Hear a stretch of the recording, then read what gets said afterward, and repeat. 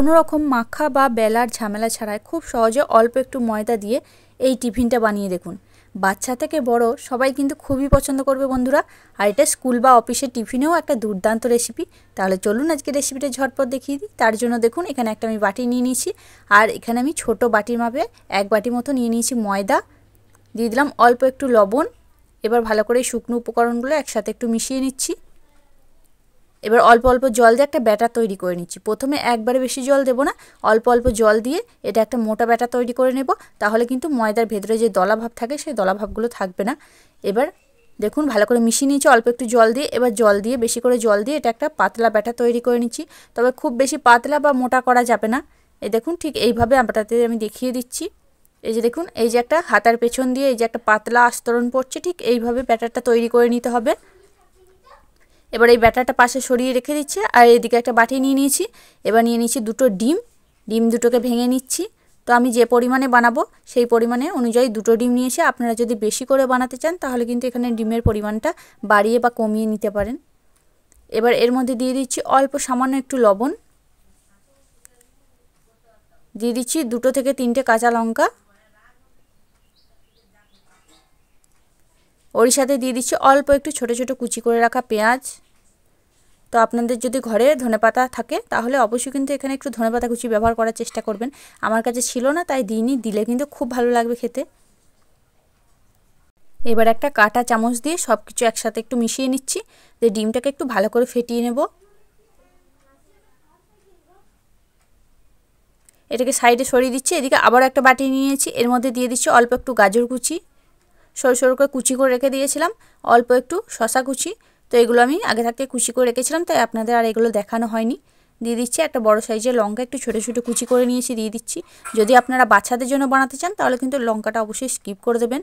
আর দিয়ে দিচ্ছি অল্প একটু পেঁয়াজ কুচি। এবার দিয়ে দিচ্ছি এর মধ্যে স্বাদ মতো লবণ। আপনারা কিন্তু বিট লবণ ব্যবহার করবেন, আমি এমনি লবণই দিচ্ছি। বিট লবণটা দিলে খেতে খুবই ভালো লাগবে। আর দিয়ে দিচ্ছি টমেটো সস। তো আপনারা চাইলে এখানে কিন্তু কাসুন্দিও ব্যবহার করতে পারেন, তাতে কিন্তু আরও ভালো লাগবে খেতে। বা অল্প একটু ধনেপাতা কুচি এগুলো দিতে পারেন। আমি একদম ঘরে থাকা অল্প কিছু উপকরণ দিয়ে এটা বানিয়ে দেখাচ্ছি আপনাদের। এবার সব কিছু একসাথে একটু ভালো করে মিশিয়ে নিচ্ছি, যাতে লবণ সস আর এগুলো সব একসাথে মিশে যায়। এটাকেও ভালো করে মিশিয়ে নিয়েছি। এবার এটাকেও সাইডে সরিয়ে রেখে দিচ্ছি। আর এদিকে দেখুন গ্যাসের মধ্যে আমি একটা তাওয়া বসিয়ে দিয়েছি, দিয়ে দিচ্ছি 1/2 চামচ মতো একটু সাদা তেল। দিয়ে খুব ভালো করে তেলটাকে গোটা তাওয়াটার মধ্যে একটু ব্রাশ করে দিচ্ছি। যে ময়দার যে ব্যাটারটা করে রেখেছিলাম সেই ব্যাটারটা এখানে দিয়ে দিচ্ছি। তো খুব বেশি দেবো না, 1 হাতার মতো দিয়ে দিচ্ছি আমি ব্যাটার। দিয়ে খুব ভালো করে ব্যাটারটাকে দেখুন হাতার পেছনের সাহায্যে এইভাবে একটু চাড়িয়ে দিচ্ছি।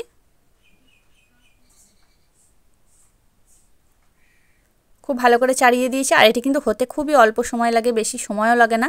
দেখুন দিতে না দিতেই আপনি শুকিয়ে আসছে। দেখুন এটা কিন্তু আমার হয়ে গেছে এক পিঠ। এবার অল্প সামান্য একটু তেল দিয়ে এটাকে আমি উল্টে দেব। খুবই সাবধানে এটাকে করে নিতে হবে, কারণ যেহেতু এটা প্রথম করছি, প্রথমে একটু তাওয়াতে কিন্তু লেগেই যায়। দেখুন উল্টে দিয়েছি। এবার এটাকে একটু ভালো করে আমি সেঁকে নেব, আর কিন্তু এখন আর তেল দেব না। দেখুন এক পিঠ কিন্তু আমার কত সুন্দর কালার চলে এসছে। এবার যে ডিমের মিশ্রণটা করে রেখেছিলাম সেই ডিমের মিশ্রণটা থেকে অল্প অল্প করে এই পিঠে আমি দিয়ে দিচ্ছি। দিয়ে খুব ভালো করে এটাকে চাড়িয়ে দেব চারিধারে।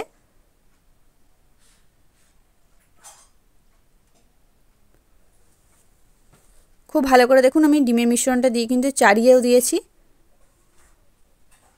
এবার এটাকে একটুখানি রাখবো, 1 মিনিট মতো রাখবেন, তাহলে কিন্তু এটা অনেকটাই শুকিয়ে যাবে। তারপর এটাকে আমি উল্টে দেব। এবার এটাকে আমি উল্টে দিচ্ছি। দেখুন কত সুন্দর এই পিঠটাও কালার হয়ে গেছে। এবার যে ভেতরে পুরটা আমি তৈরি করে রেখেছিলাম, মানে যে স্লাডটা তৈরি করে রেখেছিলাম, সেটাকে আমি এখানে দিয়ে দেব। দেখুন চামচে করে নিয়ে এক সাইডে আমি দিয়ে দিচ্ছি। তো এটাও কিন্তু খুব বেশি দেওয়া যাবে না, অল্প করেই দিয়ে দিতে হবে, নাহলে কিন্তু এটা মোড়ানোর সময় সবই খুলে বেরিয়ে যাবে। এবার এটাকে আমি উল্টে নিচ্ছি।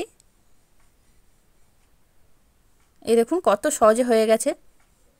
তো এইটা কিন্তু খুবই স্বাস্থ্যকর বন্ধুরা। এই টিফিনটা কিন্তু আপনারা বাচ্চাদেরকে বানিয়ে দিতে পারেন। তবে কিন্তু বাচ্চাদেরকে বানালে অবশ্যই কিন্তু লঙ্কাটা দেবেন না, লঙ্কাটা স্কিপ করে দেবেন।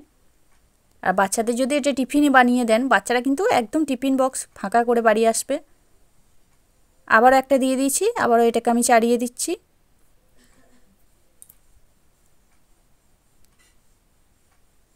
দেখুন এটাকেও আমি চাড়িয়ে দিয়েছি। এবার এটাকেও একটু হতে দেব।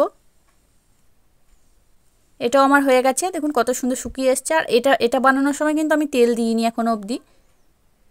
এবার এটাকেও সাবধানে উল্টে দিচ্ছি। দেখুন এটাকেও উল্টে দিয়েছি। এবার এই দিক দিয়ে আমি আবারও ডিমের মিশ্রণ দিয়ে দিচ্ছি। তো বন্ধুরা আমি কিন্তু 1 বাটি ময়দা আমার 4টে মতো বানানো হয়েছিল।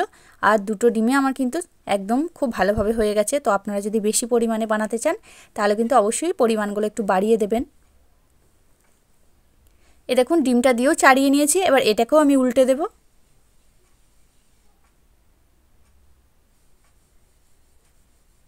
এটাকেও উল্টে দিয়েছি। এবার এই পিঠেও আমি কিন্তু এই স্যালাডটা দিয়ে দেব। খুবই সহজ বন্ধুরা। আপনাদের হাতে যদি অল্প সময় থাকে তো এই রেসিপিটা কিন্তু বানিয়ে দেখতে পারেন। খুবই ভালো লাগবে খেতে। কোনো রকম মাখা বা বালার ঝামেলা ছাড়াই এটা বানিয়ে নিতে পারবেন। আবারও এটাকে দেখুন আমি এইভাবে মুড়িয়ে নিচ্ছি।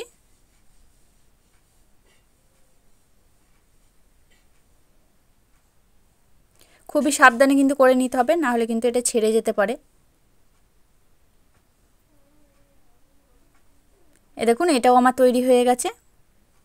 এবার আমি দিচ্ছি অল্প সামান্য 1 থেকে 2 ফোঁটার মতো একটু তেল দিয়ে এটাকে একটু ভালো করে এপিট ওপিট একটু ভেজে নেব। দেখুন 1 পিঠ আমি কিন্তু একটু ভেজে নিয়েছি। কত সুন্দর কালারটাও চলে এসছে।